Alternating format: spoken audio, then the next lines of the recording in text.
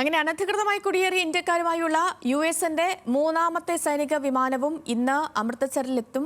157 പേരായിരിക്കും ഈ വിമാനത്തിൽ ഉണ്ടാവുക. 119 പേരുമായി രണ്ടാമത്തെ വിമാനം ഇന്നലെ രാത്രി തന്നെ പഞ്ചാബിൽ എത്തിയിരുന്നു. വിവരങ്ങളുമായി നാഷണൽ ഡെസ്കിൽ നിന്ന് രേഷ്മ ശാന്ത അശോകനാണുള്ളത്. Reshma, good morning. ഈ പ്രധാനമന്ത്രി നരേന്ദ്രമോദി ട്രംപ് കൂടിക്കാഴ്ചയ്ക്കു ശേഷമുള്ള രണ്ടാം വിമാനമാണ് ഇന്നലെ അമൃത്സറിലേക്ക് പറന്നെത്തിയത്. ഇതിൽ ഇന്ത്യക്കാര് ഏത് തരത്തിലായിരുന്നു? കഴിഞ്ഞ വട്ടം വന്നപ്പോൾ ഇന്ത്യക്കാരുടെ കൈയും കാലും ഒക്കെ ബന്ധിച്ചിരുന്നത് വലിയ തരത്തിൽ ചർച്ചയാവുകയും വിവാദമാവുകയും അത് രാജ്യാന്തര തലത്തിൽ പോലും ചർച്ച ചെയ്യപ്പെടുകയും ഒക്കെ ചെയ്തതാണ്.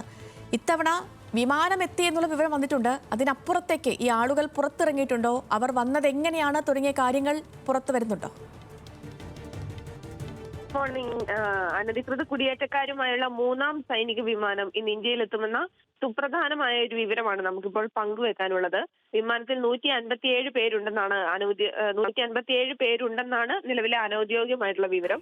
എന്നാൽ ഇവർ ഏതൊക്കെ സംസ്ഥാനങ്ങളിൽ നിന്നുള്ളവരാണെന്നുള്ള വിവരമൊന്നും ഇതുവരെയും പുറത്തുവിട്ടിട്ടില്ല. ഇന്നലെ 119 യാത്രക്കാരുമായി അമേരിക്കയുടെ രണ്ടാം സൈനിക വിമാനം ഇന്ത്യയിൽ എത്തിയിരുന്നു. അത് അനധികൃത കുടിയേറ്റക്കാരെ അമൃത്സറിൽ എത്തിക്കുന്നതുമായുള്ള ബന്ധപ്പെട്ട വിവാദം പഞ്ചാബിൽ കനക്കുന്നതിനിടെയായിരുന്നു US സൈനിക വിമാനം ഇന്നലെ ലാൻഡ് ചെയ്തത്.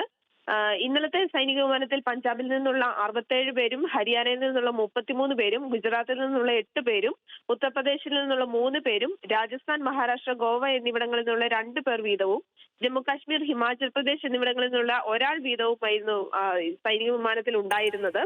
പ്രധാനമന്ത്രി നരേന്ദ്രമോദിയുടെ അമേരിക്കൻ സന്ദർശനത്തിനിടെയാണ് കുടിയേറ്റക്കാരുമായുള്ള വിമാനം പുറപ്പെട്ടത് എന്നത് എടുത്തു പറയേണ്ട ഒരു കാര്യമാണ്. ഇതിനിടയിൽ ചില വിവാദ പ്രസ്താവനകളും മോദി നടത്തിയിരുന്നു.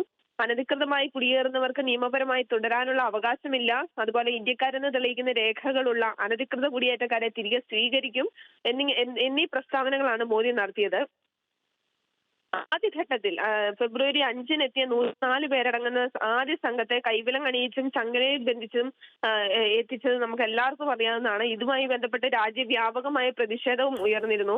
പാർലമെന്റിൽ ഉൾപ്പെടെ രണ്ടാം സംഘത്തിലുള്ള യാത്രക്കാരൊന്നും പുറത്തിറങ്ങിയിട്ടില്ല, അതുമായി ബന്ധപ്പെട്ടുള്ള വിവരങ്ങളില്ല. ഇതുവരെയും ഇന്നലത്തെ സൈനിക വിമാനത്തിലെത്തിയ യാത്രക്കാരെ സംബന്ധിക്കുന്ന വിവരങ്ങളൊന്നും കൂടുതലൊന്നും പുറത്തുവിട്ടിട്ടില്ല.